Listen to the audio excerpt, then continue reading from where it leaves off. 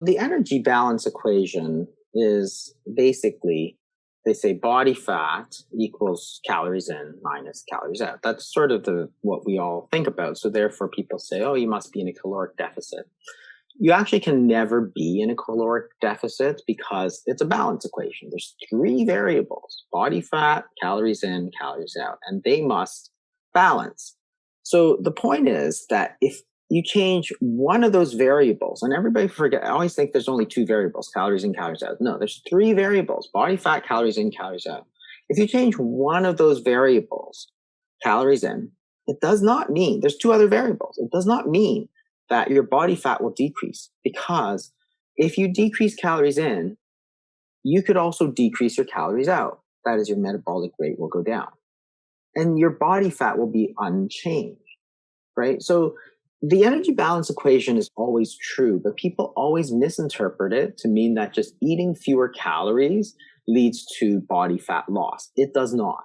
In fact, almost every study we've done over the last sort of 50, 60 years says that when you simply reduce calories and don't change the sort of composition of your calories, then what happens is that body fat goes down a little bit, but what happens is your metabolic rate goes down more. So if you go from 2,000 calories, for example, you're burning 2,000, you're eating 2,000, you're in balance.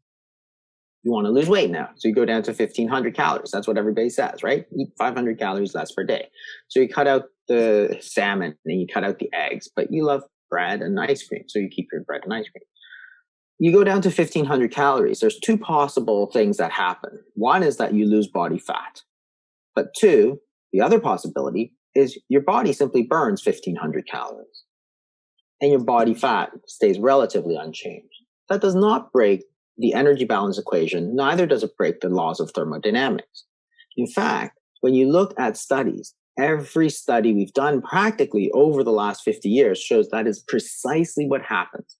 You eat 1,500 calories, your body then actually goes down and burns 1,400 calories, and you start to gain weight back. And then when you start to gain weight back because you did the diet all wrong by focusing on calories, people say, oh, you weren't trying very hard, you didn't have willpower and all this kind of stuff, right? And that's the whole problem with weight loss, is that when you focus on calories, you're losing the sort of thread of the energy balance equation. You think that eating fewer calories guarantees you body fat loss. It does not. You can just as easily balance that equation by reducing your energy expenditure. Yeah. Just like if you are working and you get fired, you lower your expenses. Yeah. That's just what you do so that you protect your bank account, right? You don't want to take money out of your bank, so you lower your expenses. So you reduce your income, you reduce your expenditures. So same thing with calories.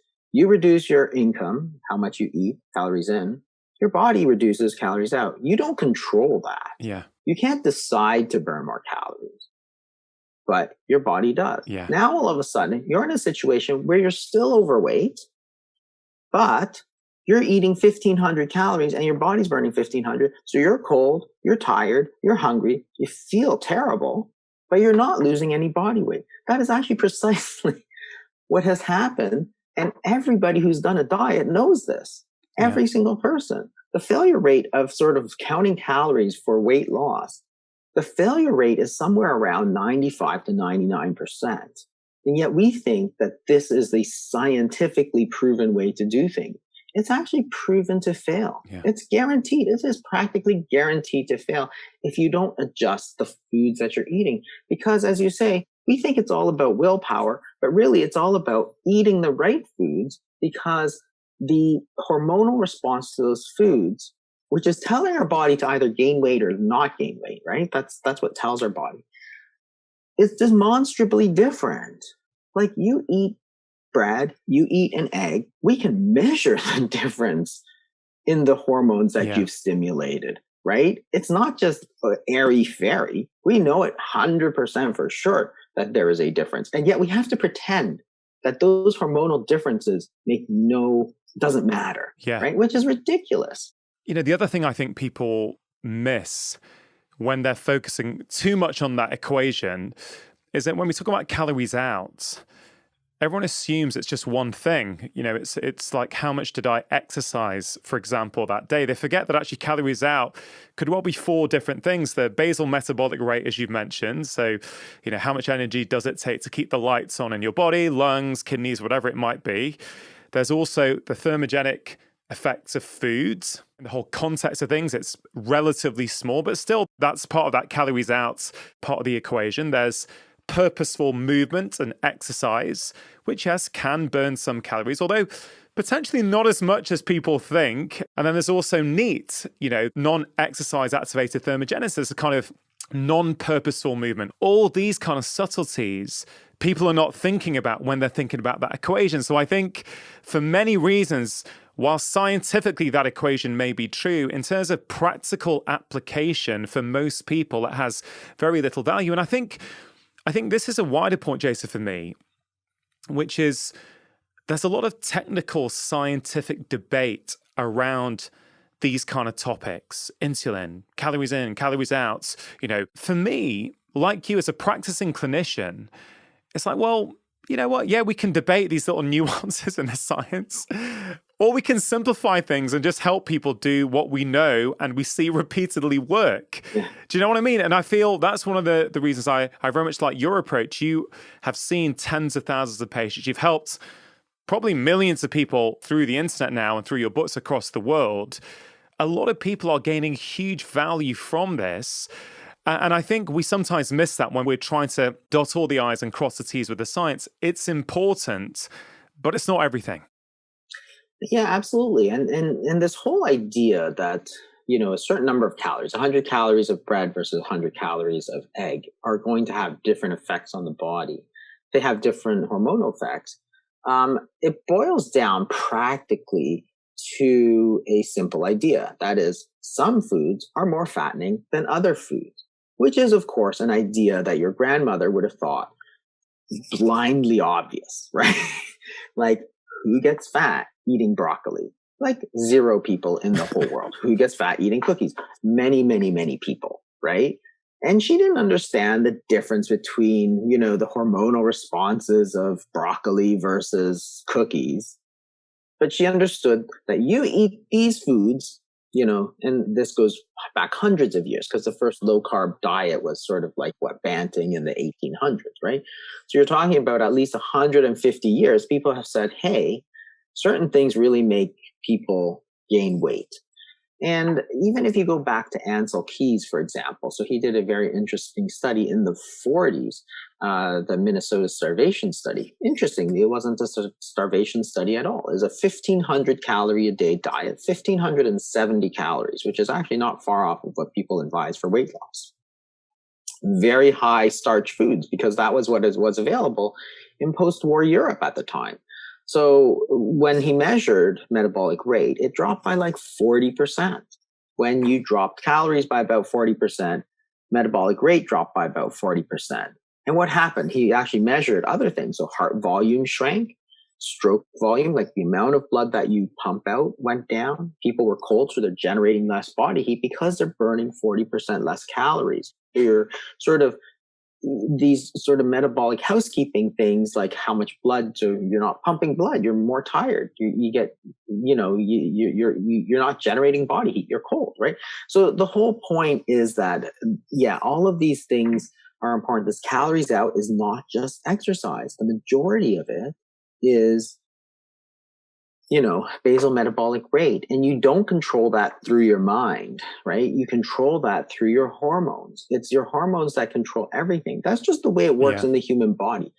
Everything is controlled by hormones. You don't control how strong your bones are. That's controlled by growth hormone and other hormones, parathyroid hormones, right? You don't control how active your thyroid is. So this idea that it's all about willpower, you know, because people look at this thing, they go, body fat equals calories in minus calories out. So therefore, calories in is what you eat, calories out is exercise. It's all willpower. It's like, that's nonsense. It actually doesn't work for anybody, because you have to actually, it's an extremely simplistic way of looking at things. When you go one level deeper and say, okay, calories in minus calories out. It's what you eat and what you exercise. Let's go one level deeper. Why is it that you're eating more or eating the wrong foods? Well, it's because you're hungry. So that comes back to your hormones. And then you look at calories out. Well, it's exercise. Let's go one level deeper. It's actually mostly basal metabolic rate. So you can control what you eat, but you can't control how hungry you are. You can't decide to be less hungry. You can't decide that you're going to burn more calories. So it's all down to your Yeah. hormones. It wasn't due to willpower at all. So you can take a drug such as semaglutide, which is a weight loss drug now. When you completely whack that appetite, in half, people lose weight. It never was willpower. It was that you controlled the hunger as opposed to the calorie, right? It all comes down to hormones. The human body is run by hormones. That is the chemical messengers that tell our body what to do. And this idea that it comes down to something so simplistic like calories. Calories is such a terrible notion because not terrible. It's just misused because it's a unit from physics, not physiology, right? So it's the amount of heat energy that is contained in a certain amount of food. It doesn't tell anything about how our body is going to use it. A block of wood may have 100 calories. If you eat that block of wood, you will get none of it, right? So it's like, well, that's it, right? I mean, there's lots of calories in a block of wood, but you won't absorb any of it. It's just a unit of physics. Physiology is what happens in the human body, right? Where are the calorie receptors? Do we have calorie counters within our body that say, you took this many calories, therefore this, right? And you look at the failure of that sort of academic notion that we can be so precise that we are now physicists, not physicians, right? Like, we're physicians. That sort of stuff from physics doesn't work because it doesn't jive with how the human body works. We don't have calorie counters. We don't have calorie receptors. Like, there is nothing in our body that senses how many calories you eat. And it doesn't account for the realities of modern life where people are sleep deprived, right? And therefore their hunger and satiety hormones are completely off whack. It doesn't account for chronic stress, which raises that hormone you mentioned earlier, cortisol, which again has a huge effect on our hunger and all kinds of things and where we might store that body fats. The human body is just much more complex. And I think a lot of people have a certain bias, right? So if you're a personal trainer, I guess, your bias is probably the subset of people you've seen, people who are coming to see you who believe that actually working out regularly, exercising hard is really, really important to lose weight. And of course, it can form part of the overall strategy of things, but therefore your view as a personal trainer is going to be hugely impacted by what you see. Of course, my view is hugely impacted by what I've seen over 20 years, tens of thousands of patients. But as a general practitioner, I guess one thing I would say is that you see everything. You literally see everything. You see people who've got all kinds of issues, and therefore I feel that gives you insight into a whole variety of different people, different lifestyles, people who are shift workers, and you're a practicing clinician as well. I guess as a nephrologist, you will also see a huge amount of different people, right? Yeah, exactly. And that's one of the things that you see a lot of in this sort of fitness world. And there's this sort of bro science because, you're so invested in this idea that it's all about effort, right? That all of weight loss is just due to effort and willpower, right? As opposed to, eating the right foods and all these other things that are so important, we know, like sleep and stress and so on. I used to, and I think we all did, of course, we all used to believe that, right? And I always thought in medical school and above, I used to think, weight loss is just about willpower. It's about controlling what you eat, right? And I always thought it's strange that there are a lot of medical conditions that cause weight gain and weight loss, but weight gain in particular. And I always thought it was strange because how can a medical condition cause weight gain? It's all about willpower, 100% about willpower. It's about calories in, calories out. And then I thought, how is that possible that you have a medical condition that has nothing to do with willpower, right? So if you have Prader-Willi or any of these other conditions that cause obesity, Cushing's disease, how can that cause weight gain? Because we know that it's caused by sort of effort, right? So it's very strange, but as you go on, then you realize, no, it's all about the hormones. If you enjoyed that clip, here's another powerful clip that I think you are really going to enjoy. Blood pressure comes down, joints seem to get better, bowel symptoms seem to get better. This is going to keep your eyesight. This is going to keep you from getting dementia, renal disease, peripheral vascular disease, and cancers. You are not your habits. You can do it.